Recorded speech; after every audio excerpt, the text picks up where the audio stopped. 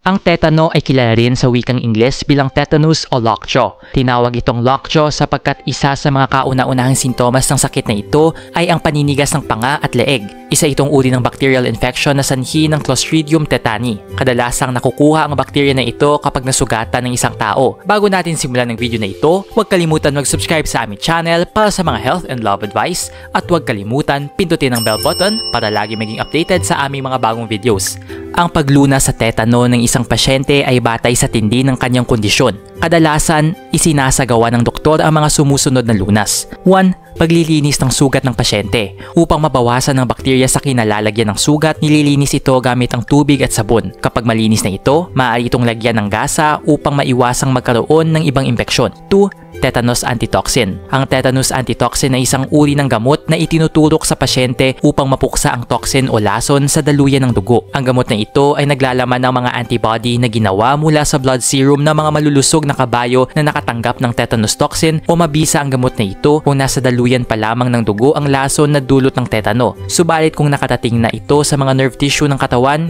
hindi na ito bibisa pa. 3. Antibiotic. Dahil ang sanhi ng tetano ay bakterya, reresetahan din ng doktor ang pasyente ng mga antibiotic. Maaring ito ay iniinom o itinuturok na uri. Karaniwang nagrereseta ang doktor ng penicillin sa mga pasyenteng may tetano. 4. Tetanus toxoid. Ang tetanus toxoid ay naiiba sa tetanus antitoxin. Bagamat parehas na itinuturok na uri ng gamot, ang tetanus toxoid ay ibinibigay kapag wala pang tetano ang pasyente at nagsisilbi lamang itong preventive measure o pag-iingat laban sa tetano. Halimbawa nito ay ang mga buntis na tinuturukan ng tetanus toxoid upang hindi sila magkaroon ng tetano kung sakaling sila ay masugatan. Sa tetanus toxoid naman, ibinibigay ito kapag may tetano na ang pasyente. Ang ilan sa mga doktor ay nagbibigay ng parehas na mga gamot kapag pinaghihinala ang may tetano ang pasyente. 5. Muscle relaxant. Ang mga muscle relaxant na gaya ng mga sedative at benzodiazepine ay ibinibigay din sa pasyente upang makontrol ang kanyang mga muscle spasms o paninigas ng kalamnan. 6. Iba pang mga uri ng gamot. Bukod sa mga nabanggit, maaari ring magreseta ang doktor ng magnesium sulfate o morphine upang mapangasiwaan ang involuntaryong paninigas at paggalaw ng mga kalamnan. Maaari ring bigyan ang pasyente ng ilang mga uri ng beta blocker upang maging maayos ang pagtibok ng puso at paghinga ng pasyente. 7. Ventilator. Sa mga malulubhang kaso ng tetano, maaaring kabitan ng ventilator ang pasyente. Ito ay dahil sa naaapektuhan din ng tetano ang mga kalamnan ng paghinga ng pasyente.